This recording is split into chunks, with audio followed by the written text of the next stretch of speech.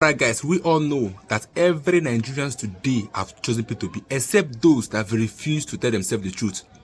Even Kenneth Okonkwo came out and warned Jonathan that he will be rubbished if he doesn't step out or step down for P2P. So now there is an activist that came out. What he said about P2P will actually blow your mind, because these people are selling P2P.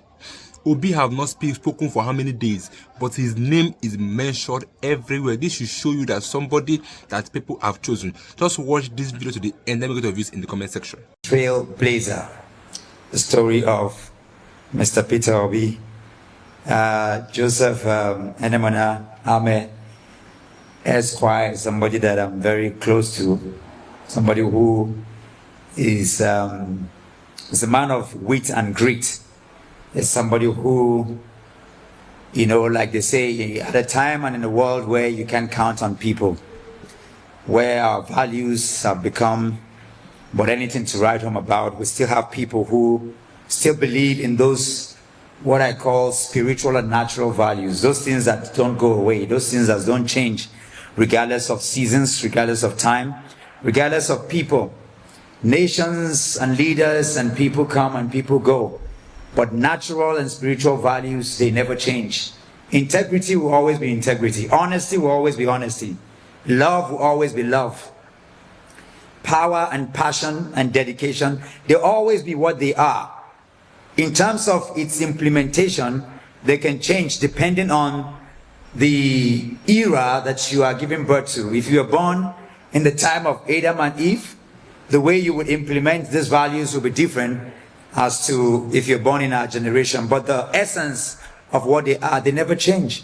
They always remain the same. And that's how I see the author of this book, which is also a replica and a reflection of who our leader is, Mr. Peter Obi, a man whom I believe and I think that I've had the most rare privilege to have worked with. I mean, I say this thing not lightly, but I can tell you that in the last 2 years, I've been given the rare privilege to have traveled with him all over the world. And it's something that will always remain with me for the rest of my life. Of course, you know that my book will have to come too, because there are areas, when I think about flying from Abuja to London, from London to Houston, from Houston to Phoenix, from Phoenix to California, and back to Texas, and back to London, and back to Abuja, all within just 5 days. That's how strong mentally and physically Mr. Peter Obi is. I never thought I was strong until I was given this rare privilege to work with him very closely. He's not a man that, I never had his number even through the elections in 2022, 2023. It was after the protest that I led for over 23 days, being in DSS, going through all kinds of things, my properties being seized. Even though I was the official MC of the Obidadi campaign organization, I never had that intimate contact with him. I never knew that he took notice of everyone and everybody and the nuances through the madness of the movements from Sokoto to Zamfara to Abuja to Lagos to Ibadan to all kinds of places, to the bushes in Mubi to Mopa to all the places we went to. Mr. Peter Obi is somebody who is a man of detail.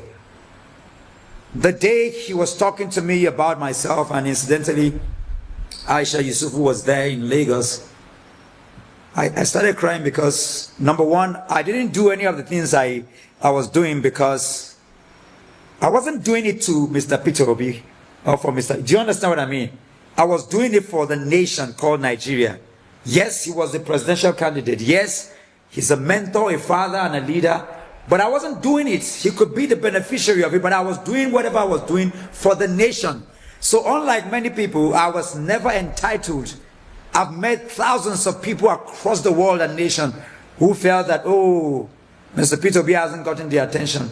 The day he called me on the phone, I chuckled because he said, Ogamo, I still remember, like yesterday, 2 years ago exactly, told me how he watched through the proceedings of the campaigns and said every time I lifted the microphone that there was an ambience and the atmosphere changed. He recounted how he knew that I wasn't like in the inner caucus of the campaign, but I spent my money going from state to state. When he started talking about those details, it got me in tears. That's Mr. Peter Obi, a man who understands global finance. Of course, a wealthy man, but one who understands, who has respect for money.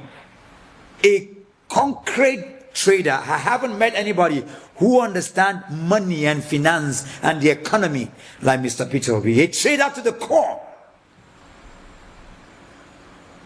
One whom you will mistake him because of his humility. I can remember home and abroad and in many places where, a few weeks ago we had a lecture in London Business School, and I remember when I was talking with the organizers, and I said, sir, they want us there. He said, no, what is the time written on that, on the IV? I say it's 11 o'clock.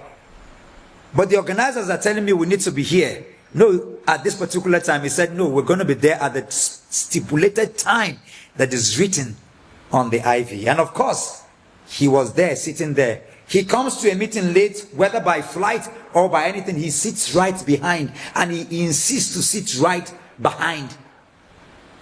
The qualities that we talk about has enshrined the stories that I hear. What makes him a trailblazer are these details of integrity, of honesty. They are this foundation, the fulcrum of humanity. They're the basis of things, so difficult, but yet he keeps to it regardless of who is watching. That's what makes him a trailblazer. And I can recount some of the things that, takes me aback. Like I said, I've been given a rare privilege to have traveled with him from Qatar to Indonesia to 17 states in America. Everywhere I've been with him, and from most places alone. So I know the man. I can speak of him when it comes to loving a nation or a people like a father who truly commits to the innate desire of nation building. Yes, he does. Whether it has to do with sitting beside him with presidents of nation, from President Jonathan to IBB, or to President Paul Kagame, or to the former president of Indonesia, and to the leaders in Qatar. The privileges have been given to sit side by side, talking to ministers and ambassadors in Indonesia, just because of what he brings to the table, understanding of the status quo, the nuances of the present day Nigeria. What it means, the energy that we all, he exemplifies and is sitting on the niche. He understands what you are going through. He understands what the elite, for lack of a better description, conspiracy is about, and yet he stays above the water. He's not carried away at every point in time. This is the man, Mr. Peter Obi, the story of a trader to a trailblazer, one whom have changed the electioneering process of Nigeria, one who has brought what we call the ancient landmark back into the political scenery of our country, one whom have exemplified what we know as stories of founding fathers of nation. The man, Mr. Peter Obi, a trader, one who has a journey that has changed our livelihood, like written here, from the bustling market of Onitsha to the national stage. This is a biography, a chronicle of the life of Mr. Peter Gregory Obi, a man whose integrity, simplicity, and vision continues to inspire the generation before, the generation now, and yes, of course, the generation to come. And I'm going to be making some payments for some of the books so that they take them to secondary schools and different places. I'm going to be committing 100,000 to begin with, and I would ensure that I do more, because I have written books too and I know what it is. I would of course share and also commit some funds to the author to encourage him and to ensure that this goes to the end of our country. This is well written, I can say, and I can see the caption, well cultured. Of course, I know Mr. Peter Obi is in Abuja today, and I would ensure that I take the message to him, and if possible, have our author meet with him today. Ladies and gentlemen, thank you and welcome. Dr. Moses Paul. And of course, even though campaign I've started, I'm not here to campaign. Yeah. But I'm also here to say that I'm the only person running for Abuja Municipal Area Council. I say this with the utmost pride and also humility, because nobody, I dare say, this is the most important geographical space in Africa. Many people do not even know Amak. The president lives here. The National Assembly is here. All the diplomatic symbolism and connection are here. Over 100 embassies are right here. So you need somebody who is grassrooted. I went to primary school here. I understand the city. I was the head boy in my primary school, secondary school, and up until PhD was done right here in Amak, right here in Abuja. So I understand the city, and I also know that I've traveled over 20 countries around the world. I know what a capital city should be like. Today, if you ask who is like being in London and not knowing the mayor of London, never again, I say. You need somebody. 2 years ago, I used to get grants in millions from the American embassy to put children in school.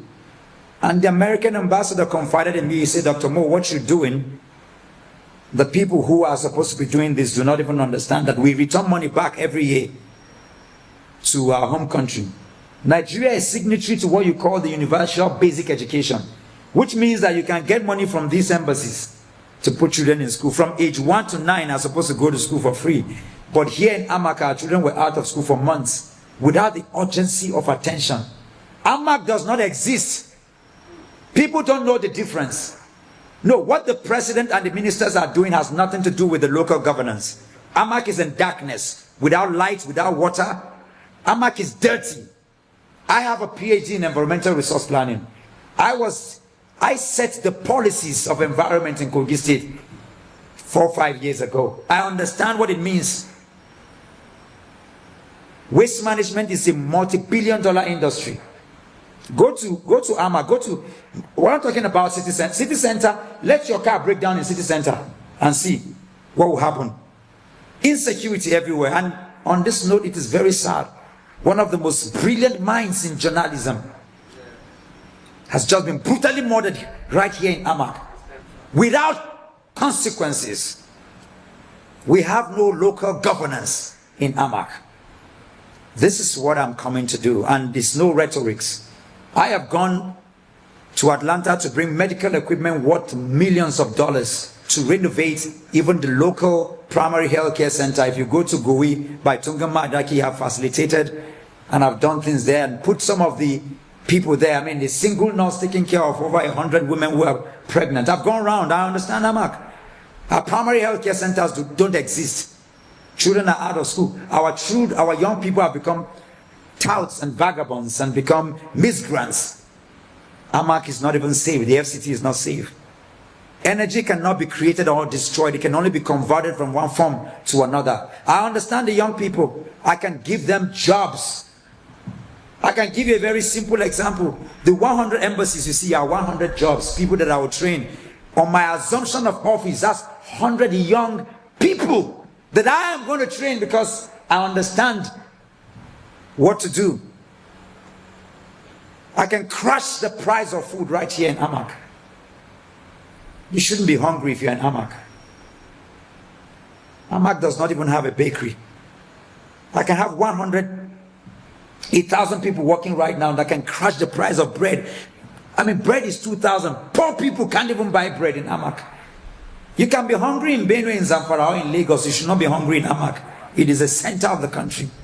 So it's an aberration what we're having. This story can change. A new Amak is possible. And Dr. Mo is here to do that.